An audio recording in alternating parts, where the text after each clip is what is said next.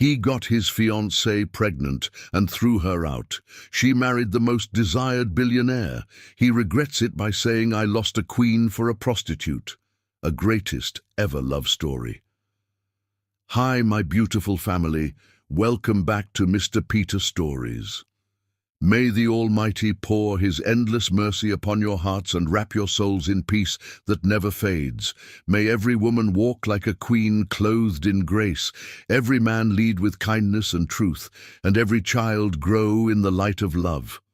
May your home echo with laughter, your nights rest in calm, and your days bloom with blessings beyond measure. I pray that wherever life takes you, God's presence walks beside you, His love fills your path, and His angels guard your every step. May your faith stay strong, your spirit stay gentle, and your heart stay pure through every storm and sunrise. If your heart is true, like the video. If your love is real, write, "I am with Mr. Peter." Some love stories don't begin with butterflies. They begin with lies disguised as promises. And Reese Blunt was about to learn the difference between a man who says forever and a man who means it. The apartment smelled like cinnamon and hope. Reese stood in the tiny kitchen, flour dusting her dark hands as she rolled out dough for the apple pie Bruce Dave claimed reminded him of his childhood. She hummed softly, the kind of melody that comes from a heart too full to stay silent. Through the window, autumn leaves danced in the fading light, and somewhere in the distance, church bells rang, marking the end of another Sunday. "Baby, I'm home!" Bruce's voice echoed through the cramped hallway, and Reese's face lit up like he'd just announced the sun itself had arrived. She wiped her hands on her apron and rushed to him, her smile so genuine it could have melted winter. Bruce caught her in his arms, but his embrace felt different, looser, distracted, like hugging someone while thinking about somewhere else. "I made your favorite," Reese whispered against his chest, breathing in the cologne she'd saved up to buy him last Christmas. "Apple pie, just like you love it," Bruce pulled back, glancing at his phone. "That's great, babe. Really great." But his eyes never left the screen. Reese noticed but swallowed the observation. Love she'd learned from her late mother meant giving people grace when they forgot to be present. "How was your day? You said you had that big presentation." "Exhausting," Bruce muttered, loosening his tie as he walked past her toward the bedroom. "I need to shower. We'll eat after." She stood alone in the doorway, watching him disappear, the warmth of the kitchen suddenly feeling colder. 3 years they'd been together. 3 years of building a life in this small apartment where the pipes rattled and the neighbors argued through paper-thin walls. 3 years of believing that love was enough to build a castle, even if you only had sticks. Reese returned to the kitchen, sliding the pie into the oven. She'd decorated their home with care, plants on every windowsill because Bruce once said he liked greenery. Photographs in mismatched frames, chronicling their journey from strangers to soulmates. Sticky notes with love messages hidden in places he'd find throughout the day. This place was tiny, but it was theirs, or so she thought. When Bruce emerged from the shower, he was dressed in clothes she'd never seen before. A designer shirt with the tag still barely visible under the collar. Pants that probably cost more than their monthly rent. Reese's eyebrows lifted in surprise. "You look handsome," she said carefully. "Where did you get those?" Bruce smoothed down his shirt, admiring himself in their cracked hallway mirror. "Got a raise. Figured it was time I started looking the part, you know. Can't keep showing up to important meetings looking like I shop at discount stores." Reese felt something twist in her chest, but she pushed it down. "That's wonderful about the raise. We could finally fix the heater before winter. I was thinking," Bruce interrupted, not looking at her, "maybe it's time we upgraded more than just my wardrobe." "What do you mean?" He turned to face her, and in his eyes was something she'd never seen before, judgment. "I mean, look around, Reese. We've been stuck in the same place for years. Same apartment, same routine, same everything." "I thought you liked our home," Reese said softly, feeling her hands begin to tremble. "You said it was our kingdom." Bruce laughed, but it wasn't the laugh she'd fallen in love with. This laugh was sharp, cutting. I said a lot of things back when I didn't know any better. But I'm moving up now, and I need to surround myself with people and things that match where I'm going, not where I've been. The words hung in the air like smoke after a fire. Reese tried to smile, tried to keep the peace, tried to be understanding like her mother had taught her. I can change too. Tell me what you need and I'll... It's not about what I need, Bruce said, his voice hardening. It's about what makes sense. I got invited to a fundraiser gala next month. All the senior partners will be there, with their wives and girlfriends. Women who know how to dress, how to talk, how to carry themselves in those circles. I can learn, Reese insisted, her voice breaking just slightly. I can buy a nice dress. I can... With what money? Bruce shot back. Your daycare salary? Reese, you make barely enough to cover groceries. I'm carrying us financially, and now I'm expected to carry us socially too. The cruelty of his words struck her like a physical blow. Reese worked long hours at the community daycare, pouring her heart into children who came from broken homes, who needed someone to believe in them. She'd never thought of her work as insufficient. She'd thought of it as purpose. I'm sorry, she whispered. Though she didn't know what she was apologizing for, Bruce's phone buzzed, and his entire demeanor changed. His face softened. His lips curved into a smile Reese used to think belonged only to her. He typed quickly, his thumbs flying across the screen, completely absorbed. Who is it? Reese asked, trying to keep her voice light. Just work, Bruce said too quickly, pocketing his phone. Look, I'm going out tonight. Networking event? Don't wait up. But I made dinner. The pie... Save me a piece, he said, already heading for the door. I'll probably be late. And just like that, he was gone. Reese stood in their kitchen, surrounded by the meal she'd prepared with love, and felt the first real crack in her heart. She turned off the oven, watched the golden pie through the glass, and wondered when exactly Bruce had stopped seeing her as his partner and started seeing her as his burden. The apartment felt emptier than it ever had before. She sat at their small dining table, the one they'd bought together from a thrift store and refinished by hand, and tried to remember the moment things changed. When had his touch become mechanical? When had his compliments turned into criticisms? When had we become I? Her phone rang. It was Janelle, her best friend from childhood. Hey girl, just checking on you. Janelle's warm voice filled the silence. You sound tired. Everything okay? Reese wanted to say yes, wanted to protect the image of her perfect relationship, but something in her finally broke. Janelle, I think I'm losing him. What happened? Nothing, everything, I don't know anymore. He looks at me like I'm not enough, like I never was enough, and I keep trying to fix whatever's broken, but I can't figure out what it is. Baby, listen to me. Janelle's voice grew firm. If a man makes you feel like you need to shrink yourself to fit his life, he's not your man. He's your prison. But I love him. I know you do. But does he love you back? Or does he love the idea of someone waiting at home while he builds his empire? Reese didn't have an answer. After they hung up, she sat in the dark, listening to the sounds of the building, other families laughing, arguing, living. She pulled out an old photograph from their first year together. Bruce's arms were wrapped around her, his smile genuine, his eyes full of adoration. The man in that picture looked nothing like the man who'd just walked out their door. What happened to us? She whispered to the empty room. The pie cooled on the counter, uneaten. The candles she'd lit burned down to nothing, and Reese Blunt fell asleep at the table, her head resting on her arms, dreaming of a version of Bruce who no longer existed, if he ever had at all. Chapter 2. The Slow Death of Us. There's a special kind of loneliness that comes from sleeping next to someone who's already left you. They're there in body, but their soul packed its bags long ago. Reese woke to an empty bed. Again.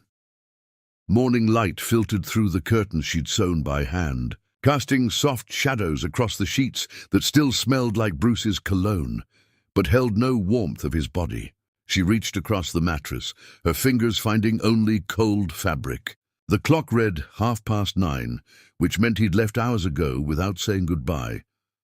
She sat up slowly, her body heavy with the weight of accumulated disappointments. In the bathroom, she caught her reflection and barely recognized herself. When had the light gone out of her eyes? When had the smile she wore become a performance instead of a feeling?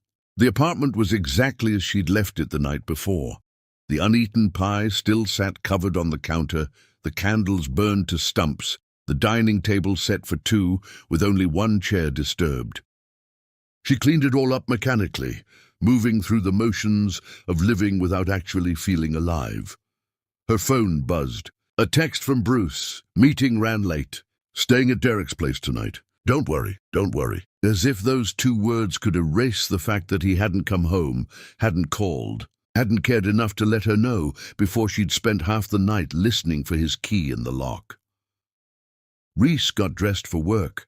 Choosing the bright yellow dress Bruce once said made her look like sunshine. She needed to remember who she was before his opinions started rewriting her identity. At the daycare, she was still herself, still valued, still needed, still enough. The children rushed to greet her when she arrived, tiny hands grabbing at her legs, voices calling Miss Reese, Miss Reese, in a chorus that momentarily filled the hollow space in her chest. She scooped up little Timothy, who had a gap-toothed smile and a tendency to cry when his mother dropped him off. "You came back," Timothy said, as if her return was a miracle. "I always come back," Reese promised, kissing his forehead. If only Bruce felt the same certainty about her presence in his life. The day passed in the beautiful chaos of children. Wiping tears, tying shoes, reading stories with different voices for each character, settling disputes over toys with the wisdom of Solomon. This was where Reese felt purposeful. These children didn't care about designer clothes or networking galas. They cared that someone showed up, paid attention, and loved them unconditionally. "Miss Reese, why do you look sad?" asked Maya, a perceptive girl who noticed everything. "I'm not sad, sweetie. Just thinking." "My daddy says thinking too much gives you wrinkles," Maya replied seriously. "You should smile more." "You have a pretty smile." Reese forced her lips to curve, but it felt like lifting weights. "How's that?" "Better," Maya said, satisfied, before running off to play. When Reese returned home that evening, Bruce was there, sitting on the couch scrolling through his phone with the television, playing something he wasn't watching. He looked up briefly when she entered. "Hey," he said flatly. "Hey," she echoed, setting down her bag. "I got your text. You stayed at Derek's." "Yeah, it was late, didn't want to wake you." "Liar," a small voice in her head whispered, but she didn't voice it aloud. Instead, she moved to the kitchen and started preparing dinner. The same routine they'd had for years, except now it felt like playing house with a stranger.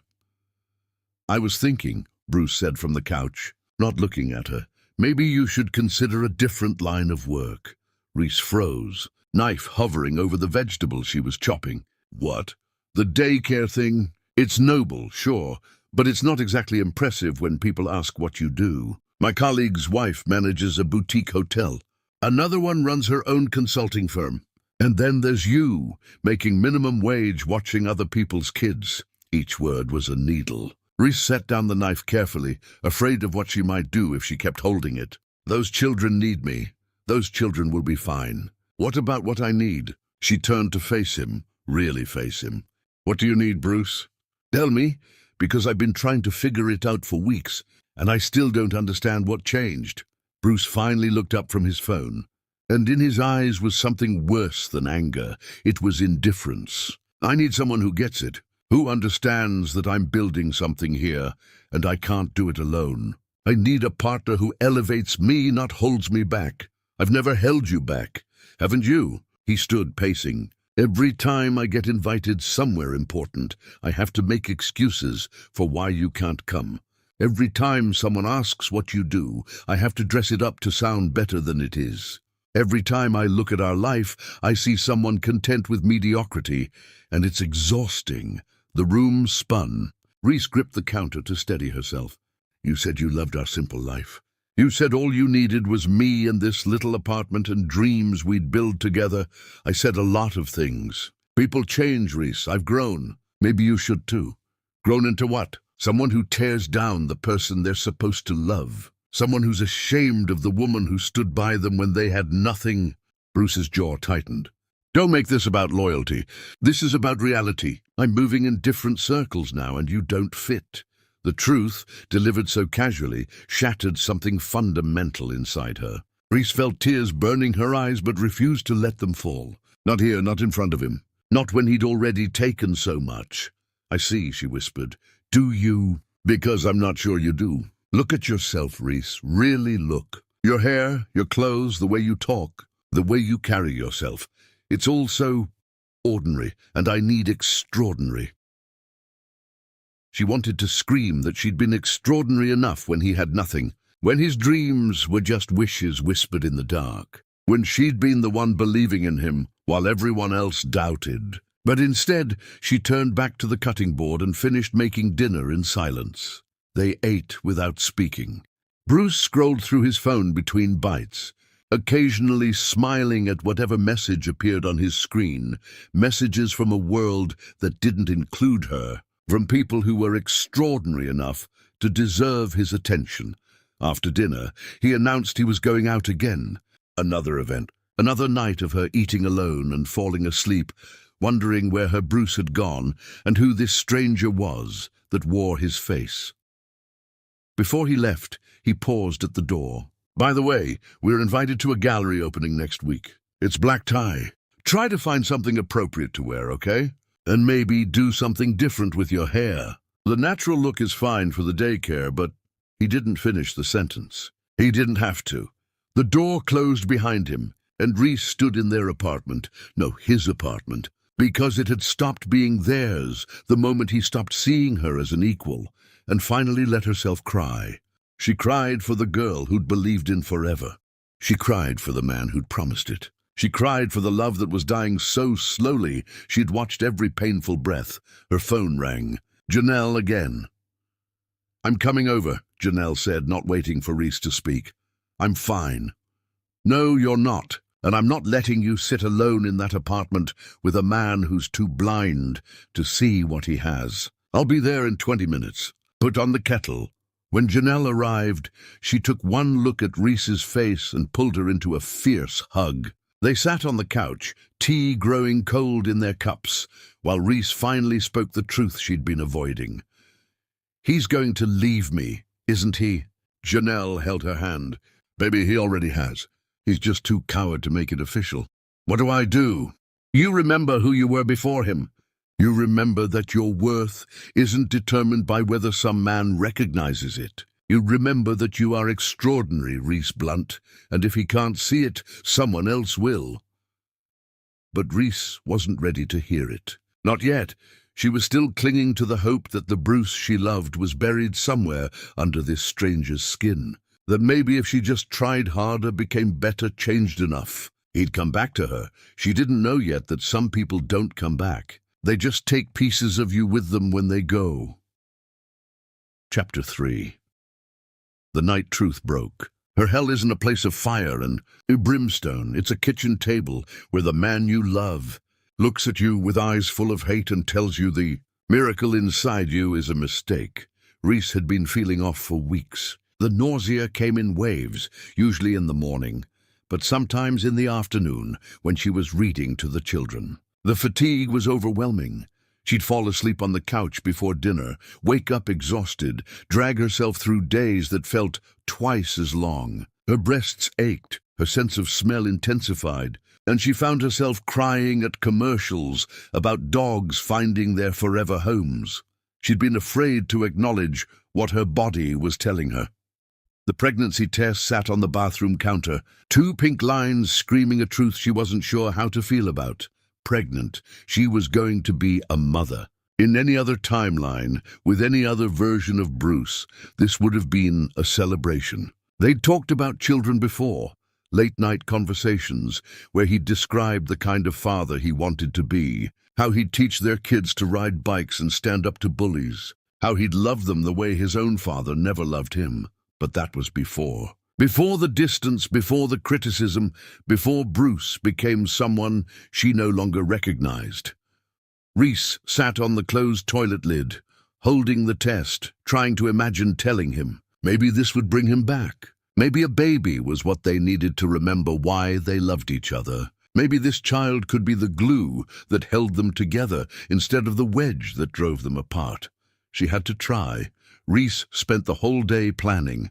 She left work early, stopped at the market for ingredients, and prepared his absolute favorite meal, roasted chicken with garlic potatoes, green beans sautéed with almonds, and a salad with the vinaigrette dressing he always praised. She bought candles, the expensive kind that smelled like pine forests. She wore the blue dress he'd once said made her look like she belonged in a painting. She wanted everything perfect for the moment she'd change both their lives forever. Bruce came home around 7, loosening his tie as he walked through the door. He stopped when he saw the table set, candles flickering, Reese standing there with a nervous smile. "What's all this?" he asked, his tone more suspicious than pleased. "I wanted to do something special," Reese said softly. "I made your favorite. Can we just have dinner together, just us?" Bruce sighed like she'd asked him to climb a mountain. "I was planning to head out later. Gerald's having people over." "Please," Reese said, and she hated how desperate she sounded. "Just one dinner. It's important." Something in her voice made him pause. He glanced at his phone, then back at her. "Fine, one dinner." They sat down, and for a few minutes it almost felt normal. Bruce ate, complimented the food, and Reese's heart lifted slightly. Maybe she'd been wrong. Maybe he did still care. "This is really good," Bruce admitted, reaching for more potatoes. "You've always been good at this, I'll give you that." Reese took a deep breath. It was time. "Bruce, I need to tell you something." He looked up, chewing. "What?" Her hands trembled in her lap. "I know things have been difficult between us lately. I know you've been frustrated. And I've been trying to understand, trying to give you space to figure out what you need. But something happened that I hope, will make you see that we're still a team, that we're still building something together." Bruce set down his fork slowly. "Reese, what are you talking about?" She met his eyes, tried to smile through her fear. "I'm pregnant." The silence that followed was the loudest thing Reese had ever heard. Bruce's face went through several expressions: shock, confusion, and then something that made Reese's blood run cold: anger. "You're what?" His voice was low, dangerous. "Pregnant," Reese repeated, her voice smaller now. "We're going to have a baby." Bruce stood abruptly, his chair scraping against the floor. No, this isn't happening." "Bruce, I know it's unexpected, but—" "Unexpected?" He laughed, but it was harsh, cruel. "Are you kidding me right now?" "Please tell me you're kidding." Reese stood too, reaching for him. "I'm not. I'm really pregnant, and I know we didn't plan this, but maybe it's what we need. Maybe this baby can what?" Bruce shouted, making her flinch. "Can trap me? Is that what you think?" "Trap you?" "Bruce, this is our child, our baby." "How is that trapping you?" "Because I don't want it." The words exploded out of him, each one hitting Reese like a physical blow. "I don't want a baby. I don't want to be tied down. I don't want this life anymore." Reese felt the room tilting. "You don't mean that, don't I?" Bruce's face was twisted with rage. "I've been trying to figure out how to end this for months, and you just made it 1,000 times more complicated. You did this on purpose, didn't you? You knew I was pulling away, so you got yourself knocked up thinking it would make me stay." "That's not true," Reese whispered, tears streaming down her face now. "I didn't plan this. It just happened, and I thought you'd be happy. You used to talk about being a father. You used to say—" "I used to say a lot of things." Bruce cut her off. "I used to think you were what I wanted too, but people change, Reese. I've changed. My life is different now, and you and some baby don't fit into it." "How can you say that?" Reese was sobbing now, her whole body shaking. "How can you stand there and tell me our child doesn't fit into your life?" "Because it's the truth." "You want to know what I really think?" "I think you got pregnant, hoping it would fix whatever you think is broken between us. But you can't fix something that was never right to begin with." "Never right." Bruce, we've been together for years. We've built a life. You built a life, he corrected coldly. I've been trying to build a career, to become someone important, and you've been dragging me back to this mediocre existence. And now you want to add a kid to the mix? Do you have any idea what that would do to my future? Reese couldn't breathe. The man standing before her was a complete stranger. What about our future? What about us? There is no us, Bruce said, his voice dead. There hasn't been for a while. I've just been too much of a coward to say it. So what are you saying? Reese asked, though she already knew. She could see it in his eyes. The decision had already been made. Bruce walked to the closet and pulled out the overnight bag Reese had packed weeks ago. She'd filled it with newborn clothes, tiny socks, a blanket her mother had crocheted before she passed. She'd been preparing for the day they'd need to rush to the hospital, imagining Bruce holding her hand through labor, both of them crying happy tears when they met their child. Bruce held the bag out to her. "Take this and get out." Reese stared at him. "What?" I said, "Get out. This is my apartment. My name on the lease. I want you gone. Bruce, please, now!" He shouted so loud the neighbors probably heard through the walls. "Get out of my house. I don't want you here. I don't want that baby. You ruined everything, Reese. Everything I was building, everything I was working toward. You destroyed it all because you couldn't just let me go." Reese grabbed the bag with shaking hands. "I loved you. I gave you everything. And it wasn't enough," Bruce said coldly. "It was never going to be enough." He walked to the door and opened it. Outside, rain poured down in sheets, the sky as dark as the moment felt. Reese looked back at the apartment, their home, their memories, their life, and saw none of it reflected in Bruce's eyes. She stepped into the hallway, and Bruce slammed the door behind her with such force the sound echoed through her bones. Reese stood there, bag in hand, belly carrying a life that had just been rejected before it even had a chance to exist in its father's world, and realized she had nowhere to go. No family left, no savings. She'd spent it all trying to become the woman Bruce wanted. No backup plan, because she'd never imagined needing one. The stairwell lights flickered. Rain pounded against the building's roof, and Reese Blunt walked down those stairs out into the storm and into the darkest night of her life. Behind her, through the thin apartment door, she heard Bruce's phone ring, heard his voice shift from anger to warmth as he answered, "Hey, beautiful, sorry about that. Had to deal with something. Yeah, I'm free now. I'll meet you there." And just like that, Reese understood. There had been someone else all along. Chapter 4. Alone in the Storm. Some nights swallow you whole, and this was one of them. Rain like needles, darkness like drowning, and nowhere safe to surface. Reese walked without direction, her feet splashing through puddles that soaked through her canvas shoes. The rain plastering her blue dress to her skin like a second layer of misery. The bag Bruce had shoved at her grew heavier with each step, filled with tiny clothes meant for a future that had just been incinerated. The city at night was different when you were homeless. Streetlights created small islands of visibility in an ocean of shadows. Businesses were shuttered, their windows reflecting nothing but her own bedraggled image. Cars passed without slowing, their headlights briefly illuminating her before leaving her in deeper darkness than before. Where was she supposed to go? Reese's phone buzzed. A text from Bruce. "Left some boxes by the door. Come get your stuff tomorrow between noon and 2. I'll be out." The coldness of it, reducing her entire existence to a 2-hour window for collecting boxes, made her stomach turn. She didn't respond. What was there to say? Her legs finally gave out at a bus stop bench outside a closed coffee shop. She collapsed onto the metal seat, the rain still pouring, and pulled the bag onto her lap like a shield. Inside were tiny white booties, a onesie with yellow ducks, the blanket her mother had made. Reese traced her fingers over her mother's stitches and felt the weight of her absence like a fresh wound. "Mama, I don't know what to do," she whispered to the rain. "You always knew what to do, and I'm so lost without you." Her mother had died giving birth to Reese's younger sister, who'd only lived for 3 days before joining her in heaven. Reese grew up carrying the guilt of being the daughter who survived, the one who'd somehow been worth the cost. And now here she was, pregnant and abandoned, wondering if her child would curse her existence the same way she'd sometimes cursed her own.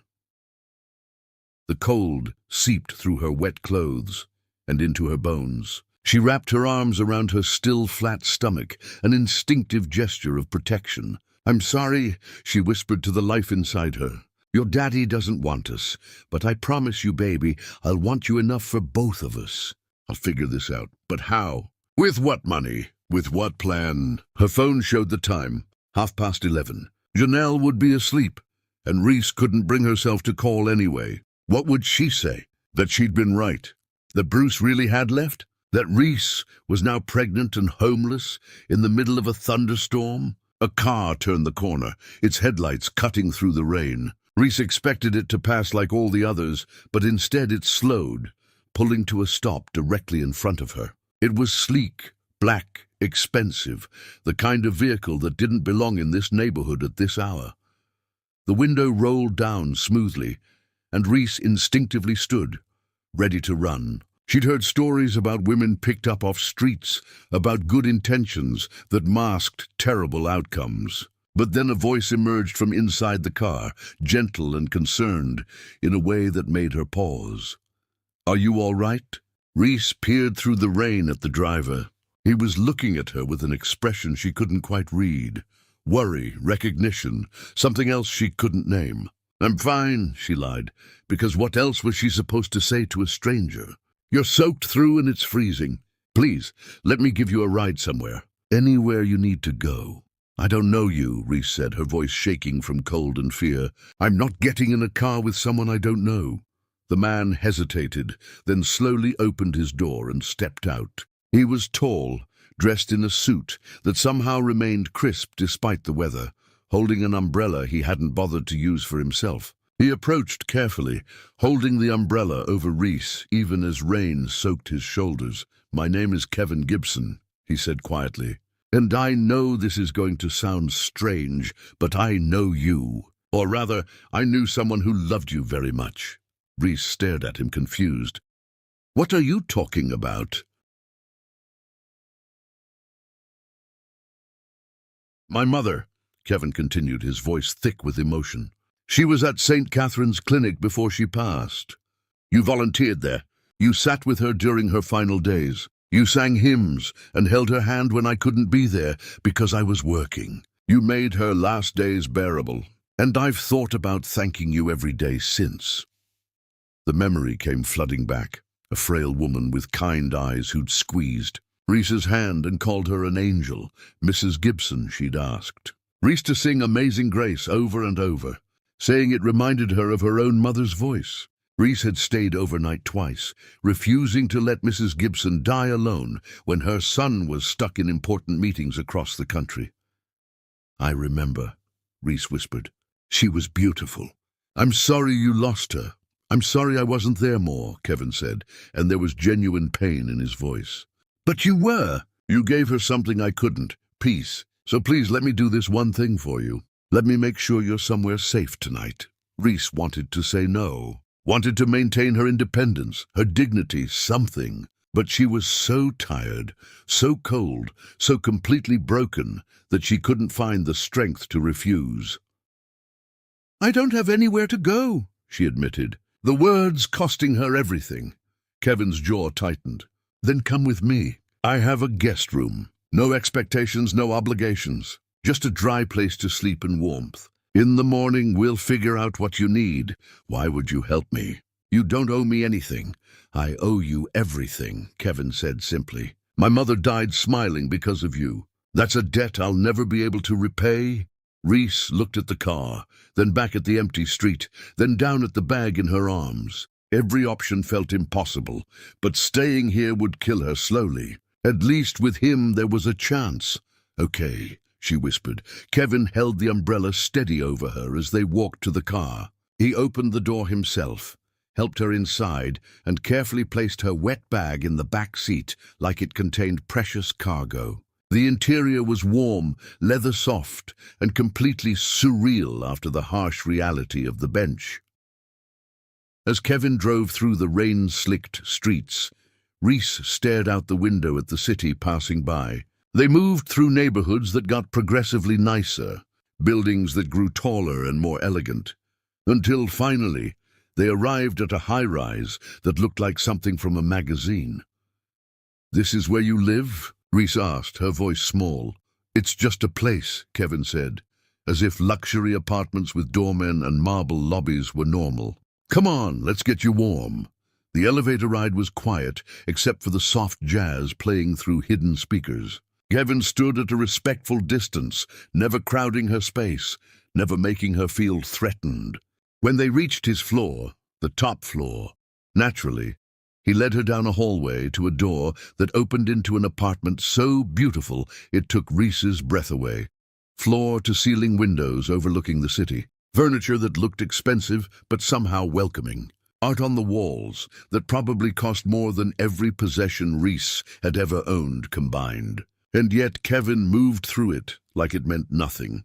"The guest room is this way," he said, leading her down a hallway. He opened a door to reveal a space twice the size of the apartment she'd just been evicted from, complete with an attached bathroom and a bed that looked like it belonged in a luxury hotel. There are towels in the bathroom, clothes in the dresser that should fit. They're from various sizes. "I keep them for—" He trailed off, then started again. "The door locks from the inside, if that makes you feel safer.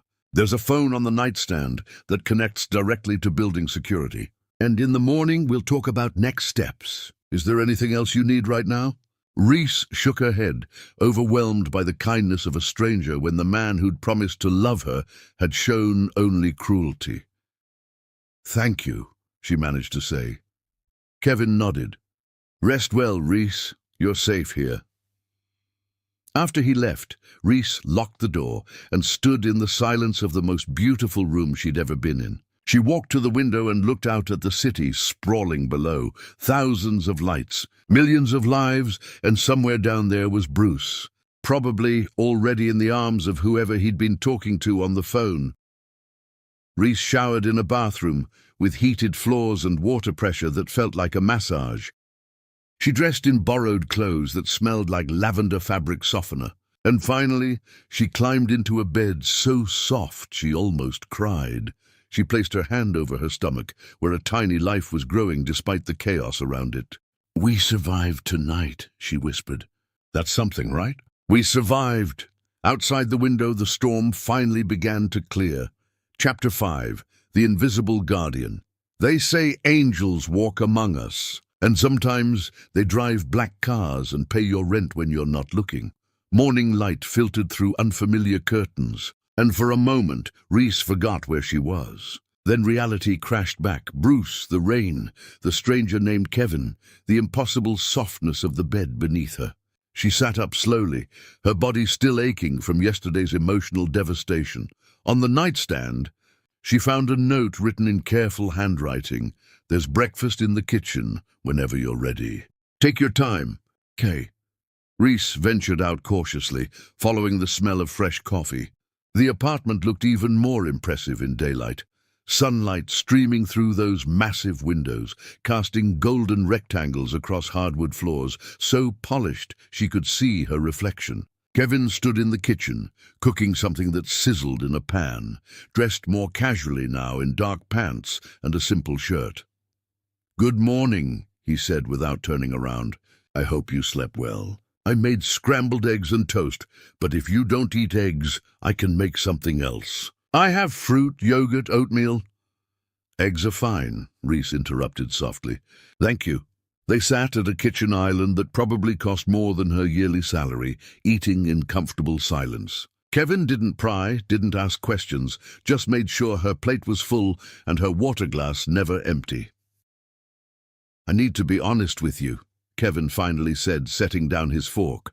"I didn't just happen to find you last night." Reese's body tensed. "What do you mean?" "I saw you walking in the rain, and I recognized you immediately from the clinic.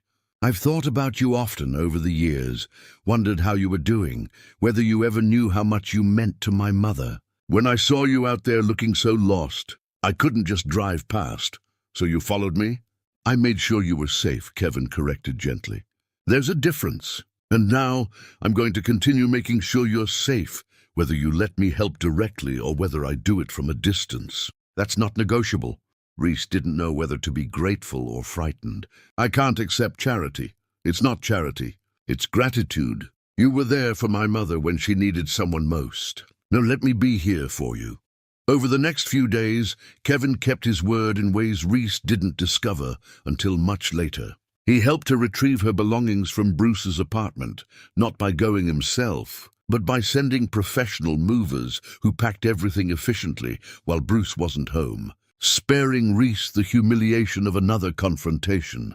He connected her with a lawyer who reviewed her rights, free of charge, helped her find a small studio apartment in a safe neighborhood with rent she could actually afford. Except Reese didn't know Kevin had called the landlord and paid the first 6 months up front, telling them to claim it was a special promotion for new tenants.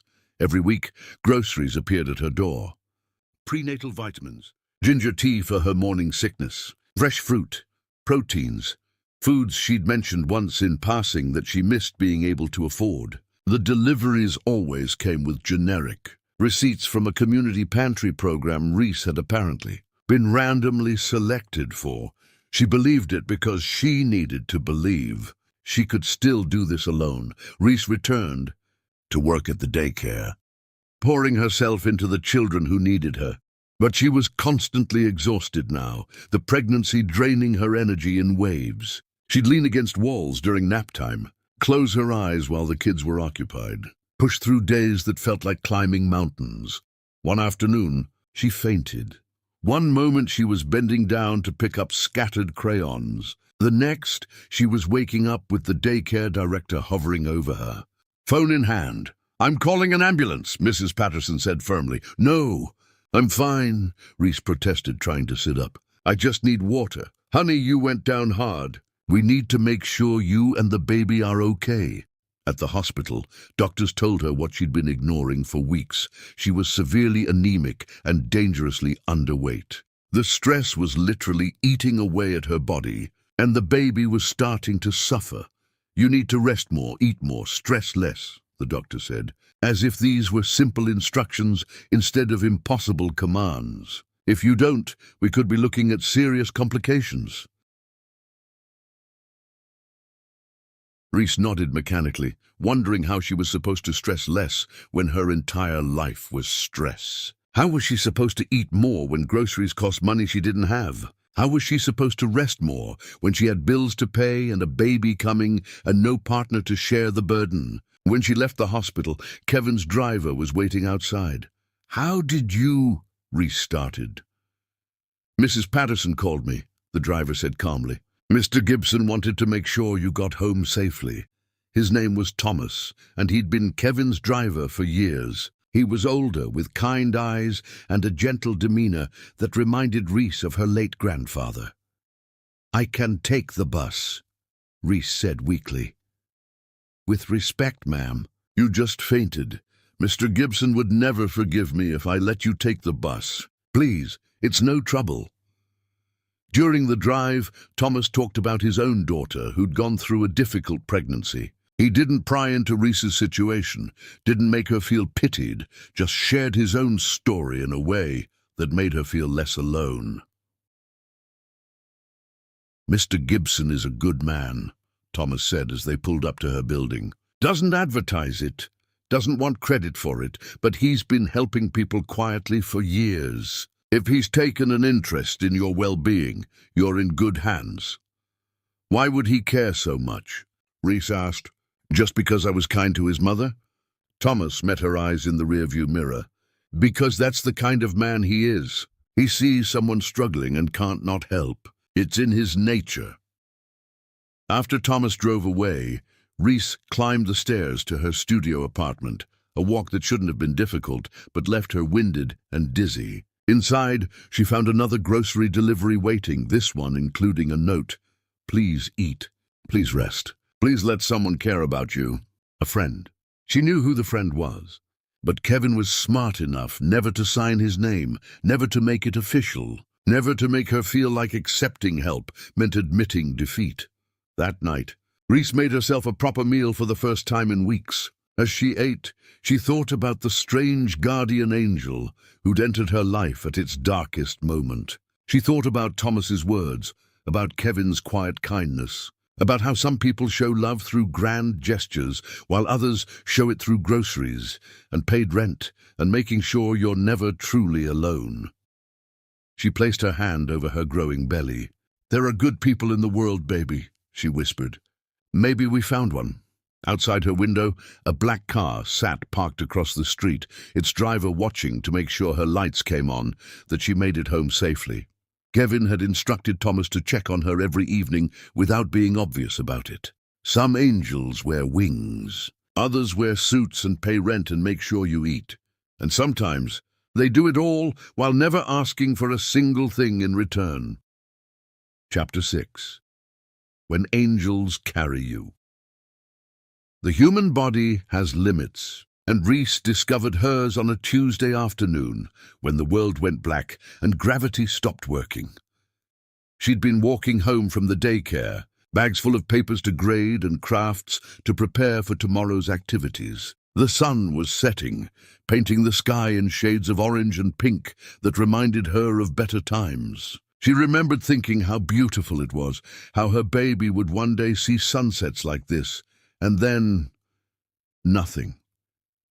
Her legs simply gave out. One moment she was walking, the next the ground rushed up to meet her and everything went dark. In the void, Reese dreamed of her mother. They were in their old kitchen, her mother's hands covered in flour, humming gospel songs while making biscuits from scratch. "Baby girl," her mother said without looking up, "you're trying to carry too much by yourself. Even the strongest rivers need banks to hold them." "Mama, I don't have banks anymore," Dream Reese replied. "I'm just water spilling everywhere. That's where you're wrong," her mother smiled, finally meeting her eyes. "Look around you, baby. The banks are there. You've just been too proud to see them." When Reese opened her eyes, she was moving, no, being carried. Strong arms held her securely, and a voice kept repeating her name like a prayer. "Stay with me, Reese, please stay with me. Kevin." She tried to speak, but her tongue felt thick, her throat dry as desert sand. Above her, the sky spun in dizzying circles. She could hear Kevin talking urgently to someone. "Yes, she's breathing, but barely conscious. I'm bringing her in now. Have a team ready. Kevin?" Reese managed to whisper. His face appeared above hers, and the naked fear in his eyes shocked her more than the fact she'd collapsed. "Don't try to talk. You're going to be okay. You and the baby are going to be okay. I promise." Reese wanted to ask how he'd found her, why he was here, but darkness pulled her under again. The next time she woke, she was in a hospital bed. Machines beeped rhythmically around her. IV tubes snaked into her arm, and Kevin sat in a chair beside her bed, looking like he'd aged a decade in a day. His suit jacket was draped over the chair, his shirt sleeves rolled up, and there was blood on his collar. Her blood, she realized. "You're awake," he said, relief flooding his features. He stood immediately, pressing the call button for the nurse. "How do you feel?" "Ah, heavy," Reese croaked. "What happened?" "You collapsed. Severe anemia, dehydration, malnutrition. The doctor said your body was shutting down because you weren't taking care of yourself." His voice cracked slightly. The baby's heartbeat was dangerously weak. Reese's hands flew to her stomach. "The baby is okay," Kevin assured her quickly. "Stable now." But it was close, Reese. Too close. A nurse bustled in, checking monitors and making notes. Behind her came a doctor who introduced herself and explained the situation with careful patience. Reese's body had been running on empty for too long. The pregnancy was high risk now. She needed complete rest, proper nutrition, and someone to monitor her constantly. "I'll be fine," Reese insisted weakly. "I just need to—" "You need to stop," Kevin interrupted, his voice firm but gentle. "You need to let someone help you before you kill yourself trying to do everything alone." After the doctor left, Reese and Kevin sat in silence. Finally, she asked what she'd been wondering since she woke up. "How were you there? How did you know I'd collapse?" Kevin looked uncomfortable, choosing his words carefully. "Thomas has been doing evening checks, making sure you got home safely. He called me when he saw you fall. I was only a few blocks away. You've been having me followed." "I've been making sure you're safe," Kevin corrected. "There's a difference. That's what stalkers say. Stalkers have bad intentions. Mine are simply to ensure you don't die on a sidewalk because you're too stubborn to accept help." His voice softened. "Reese, you're killing yourself. Can't you see that? And I'm doing what I have to do." "Why? Why does it have to be this hard? Why won't you let me help you properly, instead of these scraps of assistance you pretend not to notice?" Reese turned her face away, tears sliding down her cheeks. "Because if I accept help, it means admitting I failed. It means Bruce was right, that I wasn't strong enough, that I needed someone to take care of me, that you're human." Kevin moved closer, his voice intense. "Reese, needing help doesn't make you weak. It makes you smart enough to recognize when the load is too heavy to carry alone. You don't understand. Then explain it to me." Reese closed her eyes. "My whole life, people have left. My father left before I was born. My mother died having my sister, and my sister died 3 days later. I grew up in foster care, being passed around to people who saw me as a paycheck. The only person who ever made me feel wanted was Bruce, and he threw me away the second I became inconvenient. I'm alone, Kevin. I've always been alone. And accepting your help, letting myself depend on you, what happens when you leave too? What happens when you decide I'm not worth the trouble anymore?" The room fell silent, except for the steady beep of monitors. Kevin sat on the edge of her bed, careful not to disturb the IV lines. "I watched my mother die slowly over 3 months. Every day I'd visit, and every day there'd be some new indignity, pain she couldn't escape, treatments that made her sicker, hope that evaporated like morning dew. Do you know what she talked about during those final days?" Reese shook her head. "You. She talked about the volunteer who sang hymns, who held her hand, who made her laugh even when laughing hurt. She said you were proof that angels existed. And on her last night, when I finally managed to fly back from a meeting that couldn't wait, except it absolutely should have waited, she made me promise something." "What?" Kevin met her eyes. "She said, find that girl, the one who sings. If you ever get the chance to help her, to be for her what she was for me, don't hesitate. Don't let pride or fear or anything else stop you. Promise me." So I promised. And then she died, and I spent years wondering if I'd ever get the chance to keep that promise. His voice grew rough with emotion. "When I saw you in the rain that night looking broken and lost, I knew this was it. This was my chance to honor the woman who gave me life by protecting the woman who gave her dignity in death. So no, Reese, I'm not going anywhere.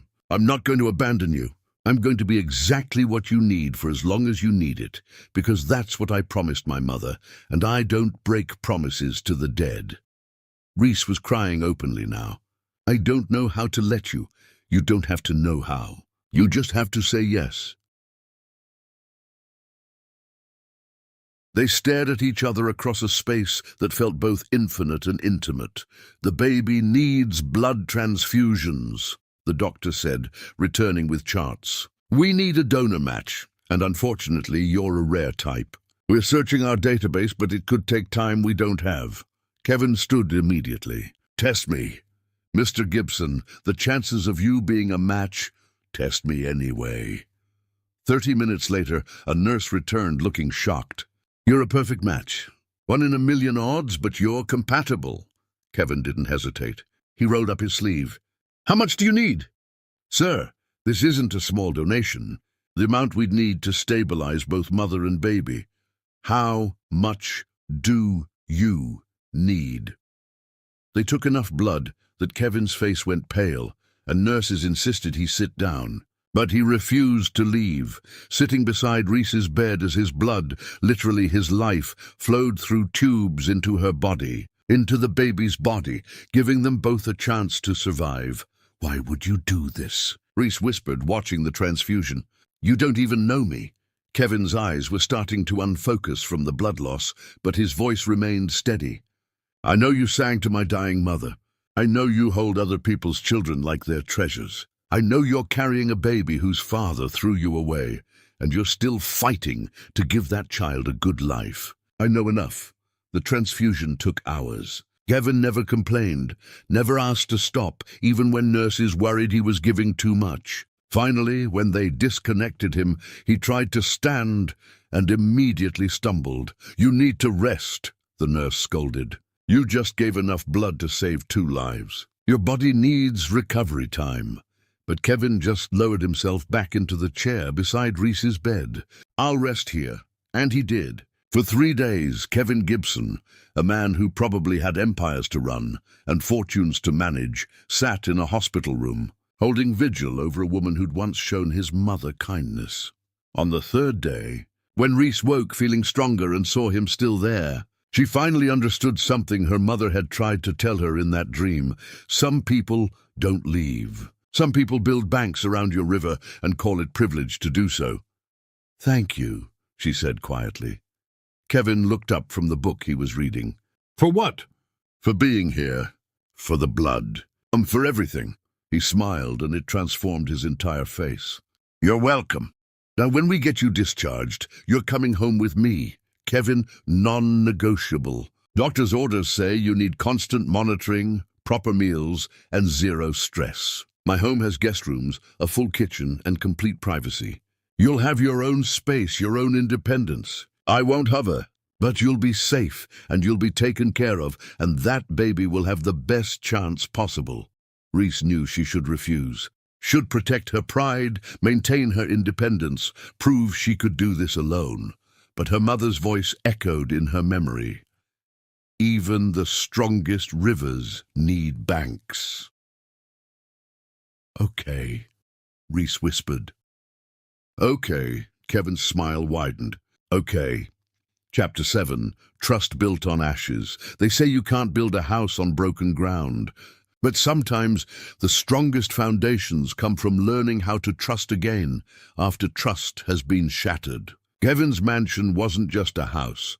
It was a sanctuary that breathed and sighed with a peace Reese hadn't felt in months. Her guest suite had windows facing east, so morning light painted everything gold. The bed was soft without being suffocating. The bathroom had a tub deep enough to swim in, and someone had already stocked it with pregnancy-safe soaps and oils. "The kitchen is always open," Kevin had told her on that first day. "Help yourself to anything. There's a housekeeper who comes twice a week, but she's very discreet. If you need privacy, just leave a note on your door. And please, Reese, treat this like your home, not like a hotel where you're afraid to touch anything." But Reese spent the first week walking on eggshells anyway, terrified to disturb the pristine surfaces, to eat too much food, to exist too loudly in a space that clearly belonged to someone far more important than she was. Kevin noticed, of course. One evening he knocked on her door holding a plate of cookies. "I made these," he said, looking almost shy. "Well, I attempted to make them. They're probably terrible, but I figured terrible cookies are better than no cookies, right?" Reese took one cautiously. It was burnt on the bottom, undercooked in the middle, and the sweetest thing anyone had done for her in months. "It's perfect. You're a terrible liar," Kevin laughed. "But I appreciate the effort." He sat on the floor outside her room, never presuming to enter, and they talked while Reese ate cookies that tasted like charcoal and kindness. "Tell me about the daycare," Kevin said. "What made you want to work with children?" Reese considered the question. "When I was in foster care, there was this one woman, Mrs. Chen, who ran a daycare out of her home. She wasn't my foster mother, but she'd let me come after school and just be. She never made me feel like I was taking up space or asking for too much. She'd let me read to the little kids, help with snacks, play pretend games where everyone got to be a hero. For those few hours every day, I wasn't the girl nobody wanted. I was just me." Her voice grew soft. "I wanted to be that for other kids. Wanted to create a space where being yourself was enough, where you didn't have to earn love or prove your worth. You just got to exist and be celebrated for existing. That's beautiful, Kevin said quietly. Bruce thought it was naive. Said I was wasting my life on other people's problems instead of building something that mattered. Bruce was an idiot. The certainty in Kevin's voice made Reese smile despite herself. Over the following weeks, a routine developed. Kevin worked from home most days, giving Reese space, but remaining available if she needed anything. He cooked elaborate breakfasts, not because he was particularly good at cooking, but because he'd read that breakfast was important for pregnant women. His omelets were always slightly runny, his toast perpetually burnt. But Reese ate every bite because they tasted like effort and care. He'd leave books on her nightstand, not self-help books or parenting manuals, but novels about adventurous women and poetry that made her cry, and memoirs by people who'd survived impossible things. He'd adjust the thermostat before she even realized she was cold. He'd play soft jazz in the evenings because he'd noticed it relaxed her. Most importantly, he asked her questions, not invasive ones about her past or her pain, but simple ones about her present. What did she think about the sunrise that morning? Did she prefer strawberries or blueberries? What song made her smile? What dream did she have that had nothing to do with survival and everything to do with joy? Kevin was teaching her, slowly and patiently, that someone could care about her without needing anything in return. The baby's first real kick came on a Wednesday. Reese was reading in the library, a room with floor-to-ceiling bookshelves that smelled like leather and old paper when she felt it. A flutter, then a distinct push from inside, like someone knocking to say hello. She gasped, her hand flying to her stomach. Kevin looked up from his own book across the room. "Are you okay?" "The baby," Reese breathed. "The baby just moved." Kevin was beside her in seconds. "Are you in pain? Should I call the doctor?" No, it's good. It's just..." The baby kicked. Tears streamed down her face. "The baby is really in there." "Of course the baby is really in there," Kevin said gently. "Where else would it be? I know, but it's different when you can feel it. When it's not just something the doctor tells you or something you see on an ultrasound. It's real. There's a whole person inside me, Kevin, and they just said hello." Kevin's expression softened into something achingly tender. "Can I?" He gestured toward her stomach, leaving the question unfinished. Reese nodded, taking his hand and placing it over the spot where she'd felt the movement. They waited in breathless silence, and then it happened again, a small bump against Kevin's palm. His face transformed with wonder. "Oh," he whispered. "Oh, hello there, little one." And then Kevin Gibson, this composed man who ran businesses and commanded rooms, started crying. "I'm sorry," he said, trying to wipe his eyes. "I don't know why I'm..." "Don't apologize," Reese said, crying too. "This is the first time anyone has celebrated this baby being alive. Bruce made me feel like it was a curse, but you're crying because you felt it kick. You're crying because it's real, and that matters more than you know." From that moment on, Kevin talked to the baby constantly. He'd sit beside Reese in the evenings, his hand resting lightly on her growing belly, telling stories about his childhood, or describing the world waiting outside, or making ridiculous promises. "When you're old enough, I'm going to teach you to ride a bike," Kevin said one night. "And I'm going to be the kind of person who runs behind you holding the seat until you find your balance. And then I'm going to let go without telling you, because that's when you truly learn to fly. And when you fall, because everyone falls, I'm going to be right there to help you back up and remind you that falling just means you were brave enough to try." Reese listened to these promises, these commitments to a child that wasn't his, and felt something shifting in her chest. Trust, maybe, or hope, or the beginning of understanding that not everyone who enters your life plans to exit dramatically.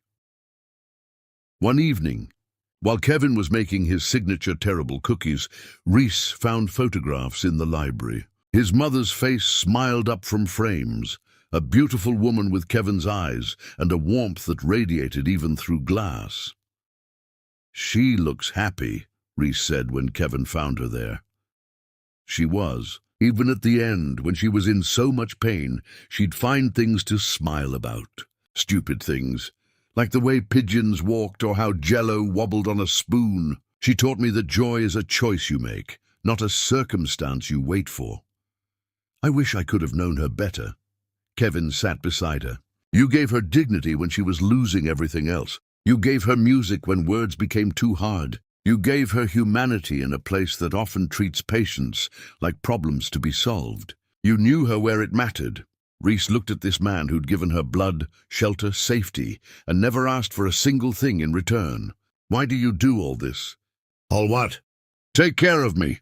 Take care of a baby that isn't yours. Give up your privacy and your freedom to help someone you barely know. Kevin met her eyes steadily. Because my mother taught me that the most important thing you can do in life is show up for people when they need you. Not when it's convenient, not when you'll get credit, but when they're drowning and need someone to throw them a rope. You were my mother's rope. I'm trying to be yours. The words settled between them like a promise. Thank you, Reese whispered. Stop thanking me. You being here, letting me do this, you're giving me purpose. You're helping me keep a promise to the woman who gave me life. If anything, I should be thanking you. That night, Reese dreamed of her mother again. They were walking through a garden where flowers bloomed impossibly large and bright. You found your Banks. Baby girl, her mother said, squeezing her hand. He's just being kind. Mama, it doesn't mean. It means exactly what it looks like. He's building a home for your heart. Question is, are you brave enough to move in? Reese woke with her mother's words echoing in her ears, wondering if maybe, just maybe, she was. Chapter 8. The Father Who Chose Them. Love isn't always born from biology. Sometimes it's built in midnight diaper changes, whispered lullabies, and the choice to show up every single day. Labor came 3 weeks early, sharp and sudden as lightning.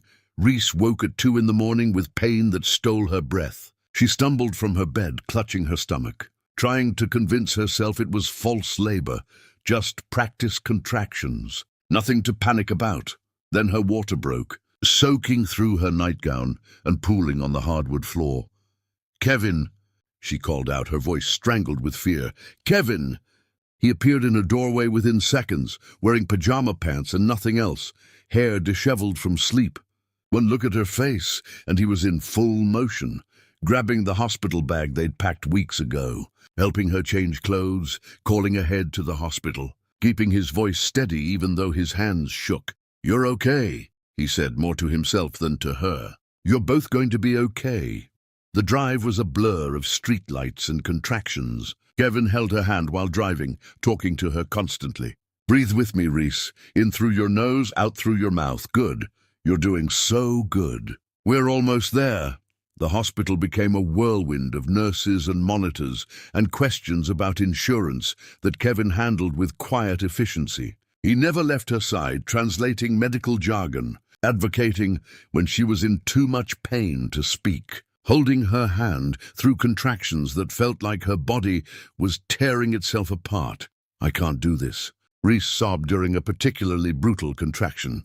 It hurts too much. I can't. Yes, you can, Kevin said firmly, his face inches from hers. You are the strongest person I have ever known. You survived being abandoned. You survived homelessness. You survived your body literally shutting down. You can survive this, and I'm not leaving. I'm right here. Every second I'm here. Hours blurred together. Pain became her entire universe. But Kevin's voice remained constant, an anchor in the storm. When the doctor finally said, one more push, Kevin was crying almost as hard as Reese was. And then the sharp, piercing cry of new life. It's a boy. Ooh, the nurse announced, holding up a tiny, wriggling, screaming miracle. Reese collapsed back against the pillows, exhausted beyond measure. But when they placed her son on her chest, all the pain evaporated. He was so small, so perfect, with a full head of dark hair and eyes that squinted against the unfamiliar light. Hi, baby, she whispered through tears. Hi, I'm your mama. I'm here. The nurse turned to Kevin. Would you like to cut the cord, Dad? Kevin froze. I'm not. Would you like to? Reese interrupted, meeting his eyes. Kevin looked at her, then at the baby, then back at her. His eyes were swimming with tears. Are you sure? I'm sure. With trembling hands, Kevin cut the umbilical cord, officially separating mother and child into two distinct beings. But as he stood there, staring at this tiny person who just entered the world, something else connected, something invisible but unbreakable. After they cleaned the baby and ran their tests, a nurse brought him back wrapped in a blue blanket. 10 fingers, 10 toes, healthy lungs, she said cheerfully. Dad, would you like to hold him while Mom rests? This time, Kevin didn't correct her. Reese watched as they placed her son in Kevin's arms. The baby looked impossibly small against Kevin's broad chest, a fragile bundle of possibility. Kevin stared down at the infant with an expression Reese had never seen before. Pure, unfiltered awe, mixed with fierce protectiveness and something that looked suspiciously like love. Hello, Kevin whispered to the baby. I'm Kevin. I'm going to take care of you, okay? You and your mama. You're my family now. And I promise you, little one, I promise you'll never doubt that you're wanted. You'll never wonder if someone will show up. I'll be there for every nightmare and every triumph and every ordinary moment in between. That's my vow to you. The baby yawned, a tiny gesture that made Kevin laugh through his tears. He likes you, Reese said softly. I like him too, Kevin replied, unable to take his eyes off the child. What are you going to name him? Reese had thought about this for months. She'd considered family names, strong names, names with meaning. But lying there, watching Kevin cradle her son like he was made of spun glass, only one name felt right. Noah, she said. It means rest and comfort. After everything we've been through, I want him to bring peace. Noah, Kevin repeated, testing the name. It's perfect. They kept mother and baby for observation, which meant Kevin spent 3 days essentially living at the hospital. He slept in the uncomfortable chair beside Reese's bed. He learned to change diapers with the focused intensity of someone defusing a bomb. He walked endless laps around the maternity ward with Noah when the baby wouldn't stop crying, singing off-key lullabies that somehow worked better than actual music. The nurses all assumed he was the father, and neither Kevin nor Reese corrected them. It was easier that way, and maybe in the ways that mattered it was true. When they finally came home, Kevin had transformed the guest room into a nursery, a crib with soft blue bedding, a changing table stocked with diapers and wipes, a rocking chair positioned by the window for late-night feedings, mobiles and toys, and more love than Reese had ever seen, concentrated in one space. When did you do all this? She asked, amazed. I had Thomas set it up while we were at the hospital. Do you like it? It's perfect. The first weeks were brutal. Noah had his days and nights confused, meaning he slept peacefully during the day and screamed from dusk till dawn. Reese was exhausted, her body still recovering from labor, her emotions raw and overwhelming. Kevin handled every 2 a.m. feeding that he could, warming bottles with practiced efficiency, pacing the mansion's long hallways while Noah squirmed and fussed. He changed explosive diapers without complaint. He researched solutions for colic and reflux and gas, trying everything until something worked. One night, Reese woke to silence. Panicked, she stumbled to the nursery, only to find Kevin in the rocking chair with Noah asleep on his chest, both of them breathing in synchronized rhythm. Kevin's head was tilted back, mouth slightly open, clearly exhausted. But his arms held Noah securely, protectively. Like even in sleep, he was standing guard. Reese stood in the doorway watching them, these two people who'd become her entire world, and realized something terrifying. She was falling in love with Kevin Gibson. Not because he'd saved her or provided for her, not out of gratitude or obligation or proximity, but because he'd shown her what love actually looked like when stripped of pretense and ego. Love was changing diapers at 3 a.m., Love was learning to make bottle while half asleep. Love was showing up every single day, choosing to be present, choosing to care, choosing them. Days turned into weeks. Noah started sleeping longer stretches. His cries became less frantic, more communicative. He smiled for the first time while Kevin was making ridiculous faces, and Kevin's whoop of joy woke up half the neighborhood. "Did you see that?" Kevin practically shouted, running to find Reese. He smiled. Noah smiled at me. "Babies that young smile because of gas," Reese said, trying not to laugh at his excitement. "That was not gas. That was my son recognizing excellence when he sees it. Your son." The words slipped out before Kevin could stop them. He froze, horrified. "I didn't mean I know he's not technically. I wasn't trying to overstep." "Kevin," Reese interrupted gently, "you've been more of a father to Noah in these few weeks than most biological fathers are in a lifetime. If you want to call him your son, call him your son." Kevin looked at her, then at Noah, then back at her. "What are we doing here, Reese?" "What do you mean?" "I mean, you're living in my house. I'm helping raise your child. We're functioning as a family, without actually being one. Eventually, we need to talk about what this is, what we are." Reese's heart hammered in her chest. "What do you want us to be?" Kevin set Noah gently in his bassinet before turning to face her fully. "I want to be the person you come home to. I want to be the one who helps with homework and attends parent-teacher conferences. I want Noah to call me Dad, not because of biology, but because I earned the title through showing up every single day. I want—" He took a breath, steadying himself. "I want you, Reese, not as some project I'm helping with or debt I'm repaying. I want you because when I look at you, I see home. I see the rest of my life, and it looks like this, messy and beautiful and real." Tears streamed down Reese's face. "I'm terrified." "Of what?" "Of trusting this. Of believing it's real. Of letting myself need you, only to discover it was temporary all along."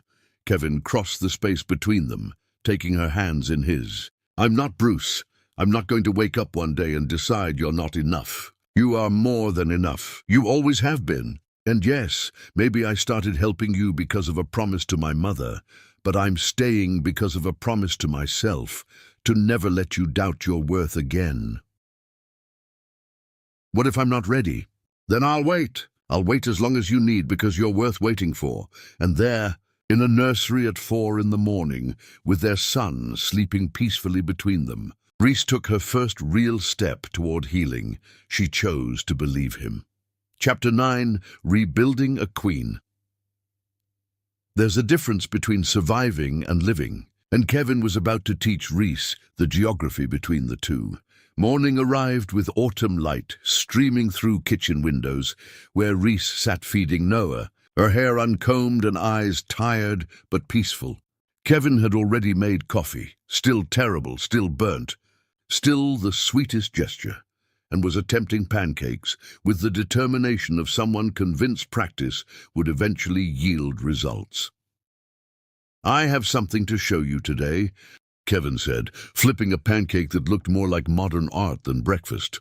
"If you're feeling up to it." "Show me what?" "A surprise. But you have to trust me." Reese studied his face, reading nothing but excitement there. "Okay, I trust you." They drove through neighborhoods that grew progressively more familiar until Reese's breath caught in her throat. She knew these streets. She'd ridden her bicycle down this very road as a child, had walked to school along that sidewalk, "Kevin, what are we doing here?" He pulled up in front of a small house with chipped paint and an overgrown garden.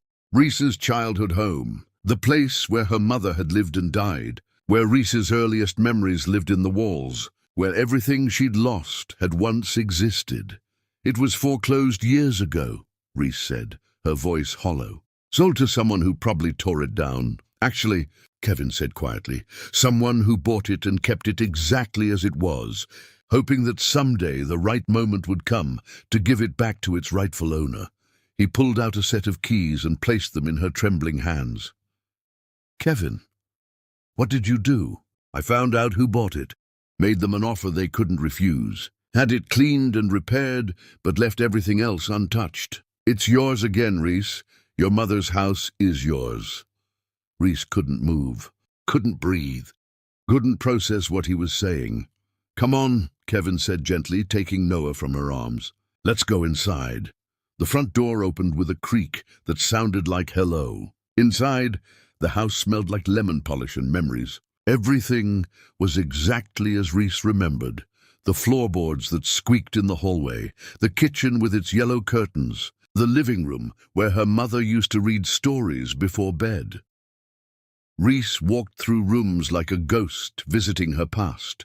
In the kitchen, she found her mother's recipe box sitting on the counter, full of handwritten cards in the familiar looping handwriting she'd almost forgotten. In the living room, the photographs were back on the mantel. Her mother's smile, Reese as a gap-toothed child, her baby sister's only picture. "How did you get these?" Reese whispered, holding the photo of her mother. "I tracked down the estate sale company. Bought back everything they'd sold. It took some time, but I found most of it." In her old bedroom, Reese found her childhood bed with the quilt her grandmother had sewn. On the nightstand was the music box that played "You Are My Sunshine," still wound and ready to sing. She sat on that bed and finally let herself break open. All the years of loss, all the accumulated grief, all the pieces of herself she'd locked away just to survive, they all came pouring out in great heaving sobs that shook her entire body. Kevin sat beside her, Noah cradled against his chest, and let her cry. "I thought I'd never feel this again," Reese finally managed to say. "This feeling of home, of belonging somewhere, of having roots. You do belong. You've always belonged. The world just made you forget for a while." Over the following weeks, something shifted in Reese. With her mother's house returned, she began returning to herself too. She started taking night classes to finish her degree in early childhood education, something she'd abandoned when Bruce demanded all her time and energy. Kevin arranged childcare, drove her to campus, stayed up quizzing her for exams. "You don't have to do this," Reese told him one evening while studying. "I want to. Watching you chase your dreams feels like watching flowers bloom. Why would I miss that?" Reese also discovered that Kevin had quietly paid off every debt Bruce had left her with, the credit cards she'd maxed trying to elevate herself, the medical bills from her collapse, the loans she'd taken just to survive. Letters marked "paid in full" arrived weekly, each one another weight lifted from her shoulders. "Kevin, this is too much. It's not nearly enough. Those debts weren't yours to carry.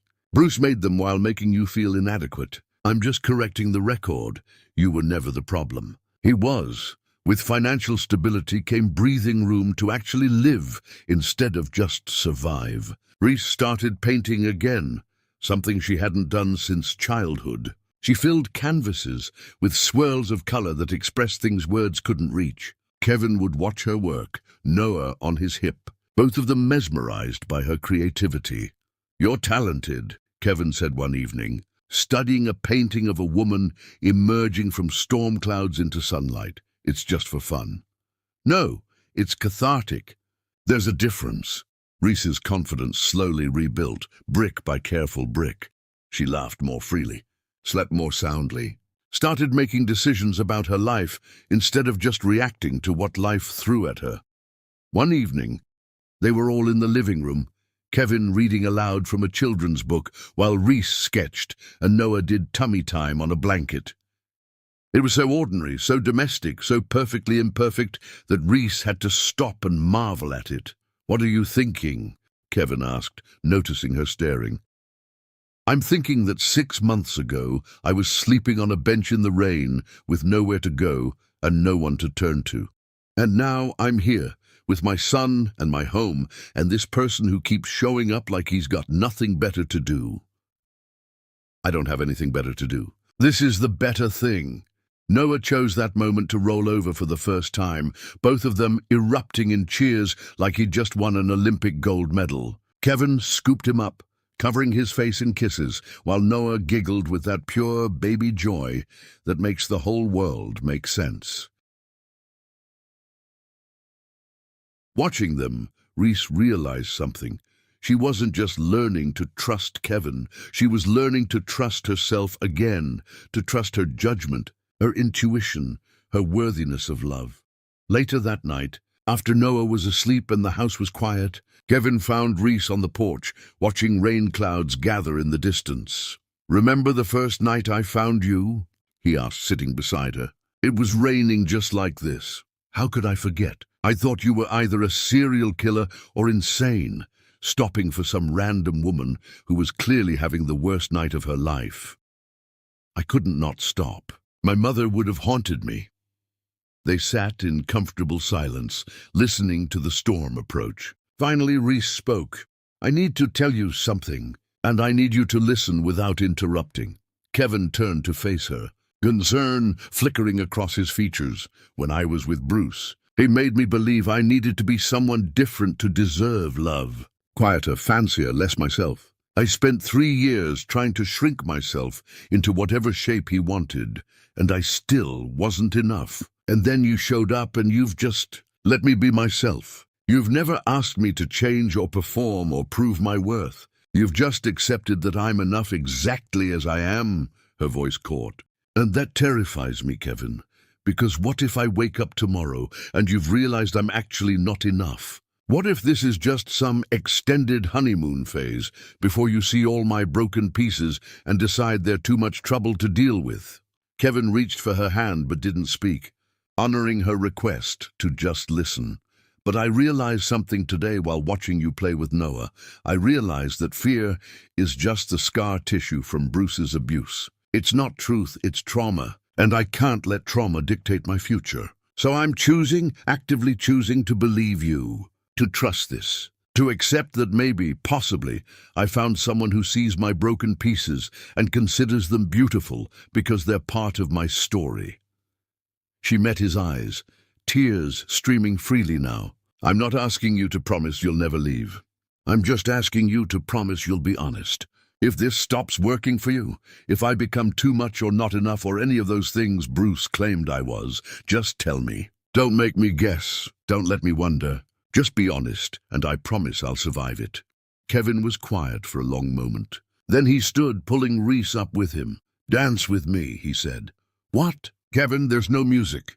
"So what? We'll make our own." And there on the porch, with rain beginning to fall and no music playing, Kevin Gibson waltzed with Reese Blunt like they were at the most elegant ball in the world. He hummed a melody she didn't recognize, spun her gently, and held her like she was something precious. "Now can I talk?" he asked. "Now you can talk. I won't promise I'll never leave because life is unpredictable and promises like that are meaningless. But I will promise this. I will wake up every single day and choose you. I will choose Noah. I will choose this life we're building. And on days when choosing feels easy, I'll do it with joy. On days when choosing feels hard, I'll do it with determination. But I will keep choosing every single day until my last breath." He pulled back to look at her face. "You're not too much or not enough. You're exactly the right amount of you, and that's all I've ever wanted. Your broken pieces aren't flaws I tolerate. They're parts of a whole person I happen to love." The last word hung in the air between them like a held breath. "You love me," Reese whispered. "I love you. I love the way you sing to Noah, even though you claim you can't carry a tune. I love how you eat pancakes even when they're burnt, just so I don't feel bad. I love your laugh and your strength and your stubbornness and your kindness. I love that you chose to survive when survival seemed impossible. And I will keep loving you every day if you'll let me." Reese's answer came not in words, but in a kiss. Her first real kiss since Bruce. Her first kiss that felt like coming home instead of begging for acceptance. Her first kiss that tasted like rain and hope and new beginnings. When they finally pulled apart, both breathless, Kevin rested his forehead against hers. "Was that a yes?" he asked. "That was a yes," Reese confirmed. Thunder rumbled in the distance, but inside everything finally felt calm. Chapter 10, The Wedding That Broke a Man. The greatest revenge isn't destruction. It's building a life so beautiful that those who abandoned you can only watch from behind locked gates while you walk into forever. The garden Kevin chose for their wedding was where his mother used to bring him as a child. White roses climbed ancient trellises, creating natural archways that led to a clearing where sunlight filtered through oak trees like benediction. It wasn't grand or ostentatious, it was intimate, honest, real.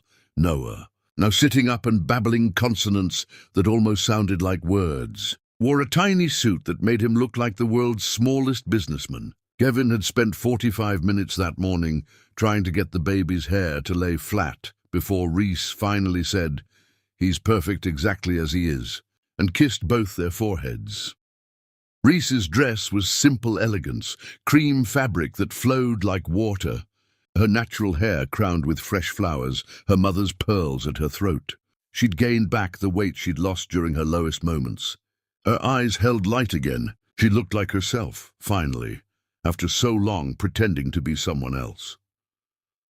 "You're radiant," Janelle whispered, adjusting Reese's veil. "Are you ready?" "I am. For the first time in my life, I actually am."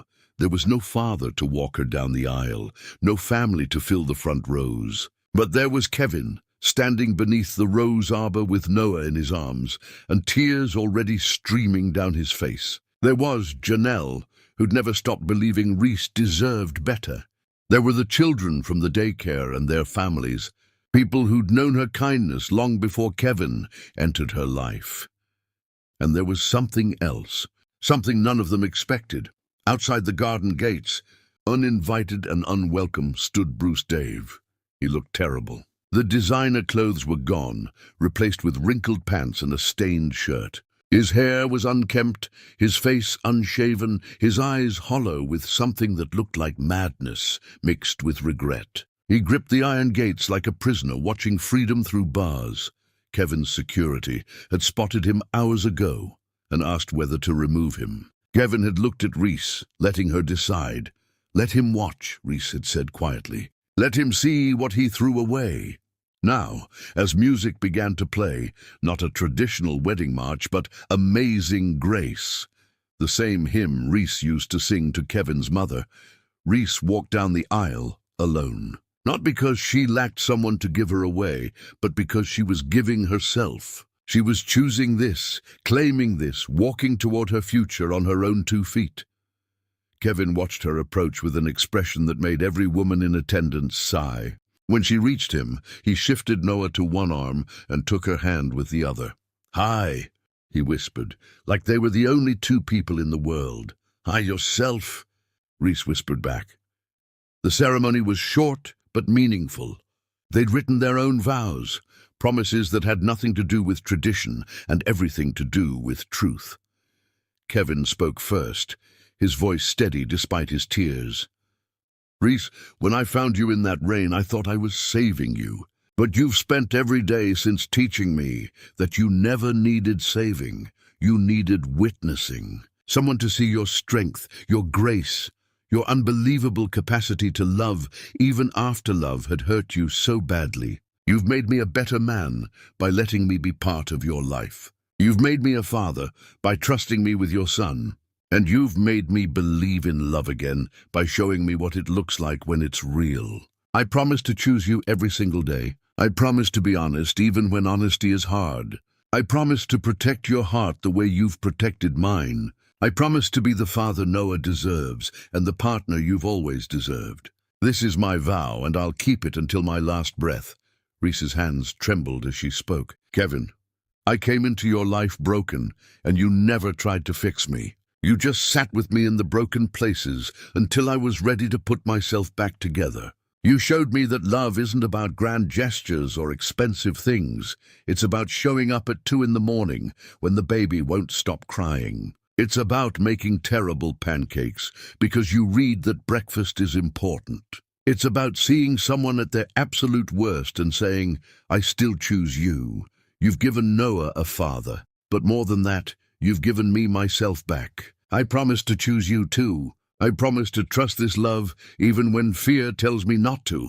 I promise to build a life with you that honors both our pasts while celebrating our future.